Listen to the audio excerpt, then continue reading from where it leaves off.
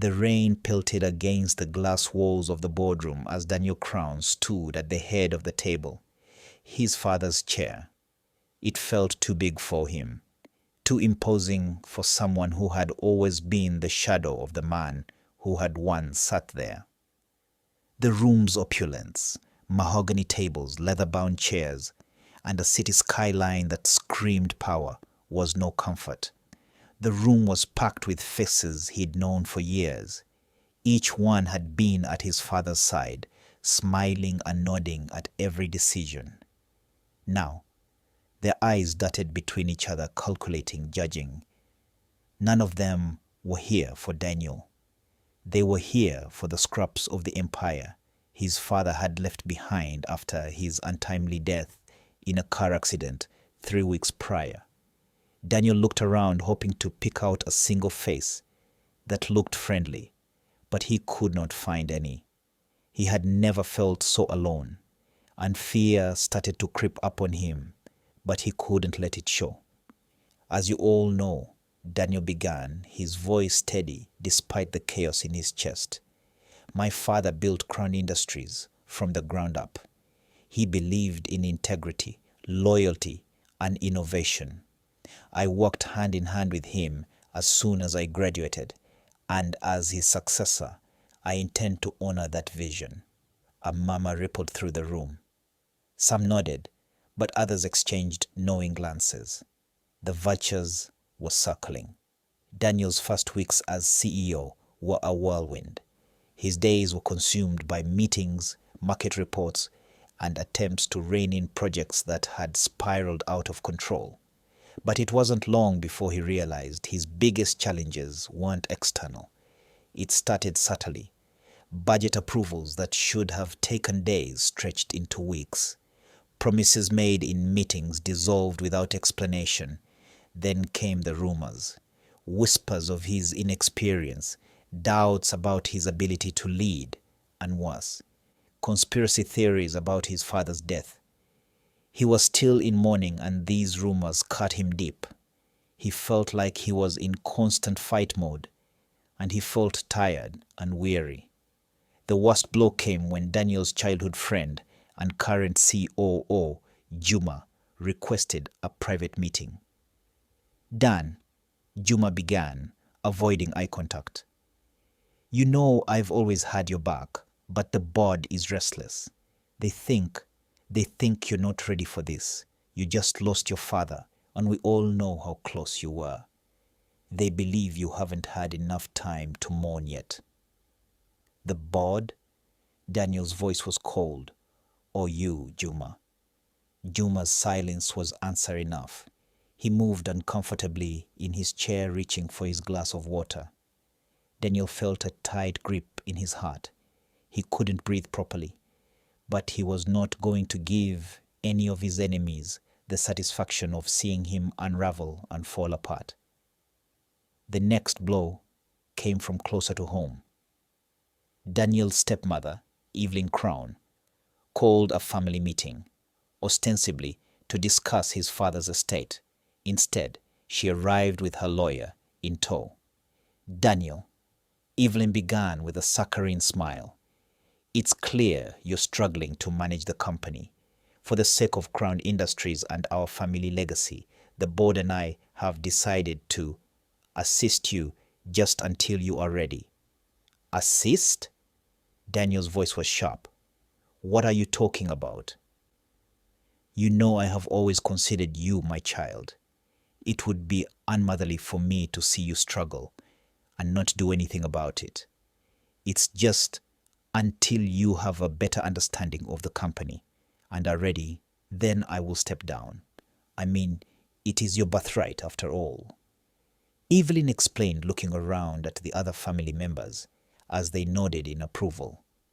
Daniel leaned back in his chair and observed in disbelief. You forgot to prepare me for this part, Dad, he thought to himself.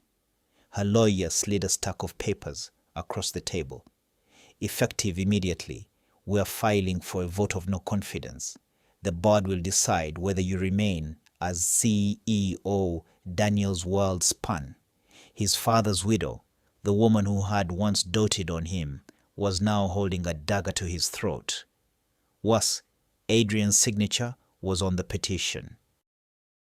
Desperate and cornered, Daniel turned to the only people he could trust, the employees who had been loyal to his father. He reached out to Maya, the head of R&D, and Kobe, a grizzled veteran who had worked with his father since the company's inception. Kobe never liked Evelyn, but it was not in his place to say anything, so he only watched from the shadows.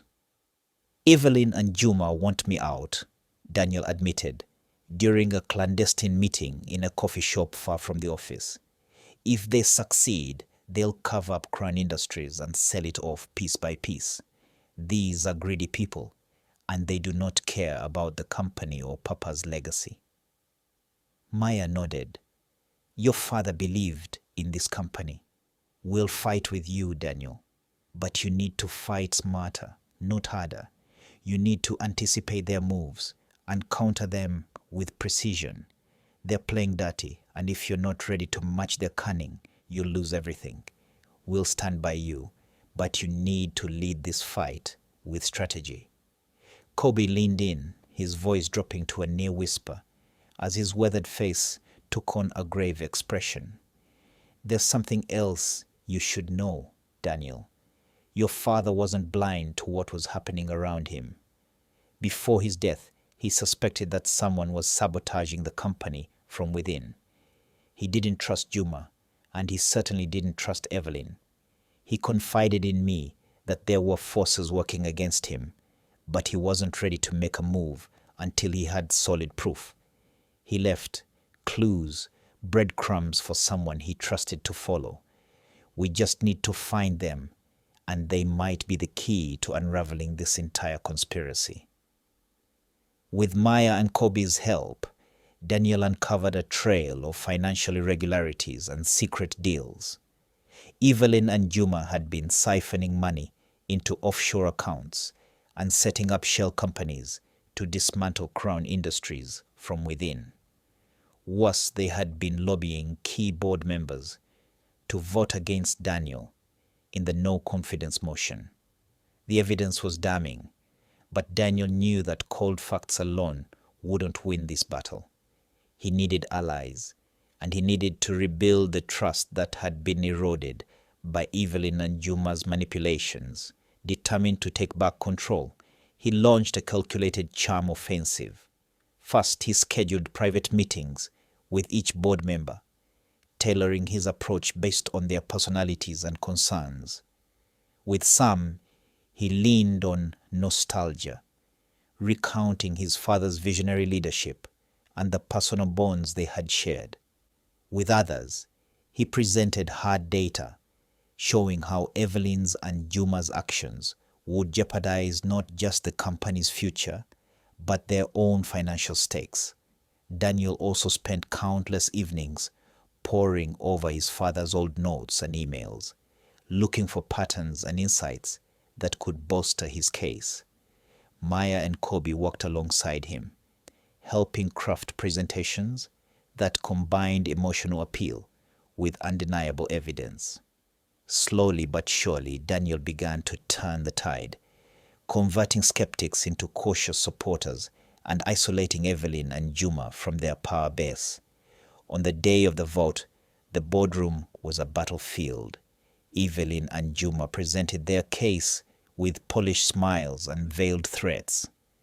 Then Daniel stood, armed with truth and the weight of his father's legacy. This company was my father's life, Daniel said, his voice steady. He believed in the people in this room, but some of you have betrayed that trust.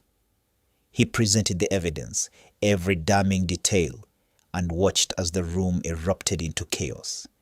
When the vote was called, the result was close, but Daniel emerged victorious. Evelyn and Juma were removed from their positions and faced legal consequences for their actions. Crown Industries began to heal, and Daniel proved himself as a leader. He didn't emerge unscathed. The betrayals had left scars, But he had found strength in unexpected places. Maya became his most trusted advisor, and Kobe took on a mentorship role, guiding him through the complexities of the business world. Daniel learned that family wasn't just blood, and that loyalty could be found in the most unlikely of allies. As he stood in his office, overlooking the city, Daniel allowed himself a rare smile. The fight for his father's legacy had tested him in ways he never imagined, but he had emerged stronger. The crown was his, and he would honor it